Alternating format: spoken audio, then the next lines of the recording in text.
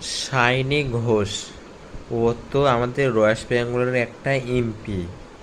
একে আমি বলতে চাই, উনি তো শিব ঠাকুরের মাথায় উনি তো কন্ডম পড়ায়, উনি তো এমপি উনিও হয়েছেন। তাই উনি তো উনি তো ওই জন্য উনি ভোট পেয়েছেন উনি। সায়নী ঘোষ ফেসবুকে শিব ঠাকুরের মাথায় একটা কি কন্ডম পড়ায়, উনি এক উনি লাগায়, ওই জন্য তো একটা এমপি হয়েছেন। নাহলে কি সায়নী ঘোষ কি হতে পারতো একটা এমপি? হতে পারতো না। কেন কি, যে কোনো একটা এমপি হওয়ার জন্য তো হিন্দুদের উপর, ঠাকুরের উপর যে কোনো একটা কৃপা করতে হবে, তাহলে তো এমপি হতে পারবে। এটা তৃণমূলের একটা লোকলা এটা বলে।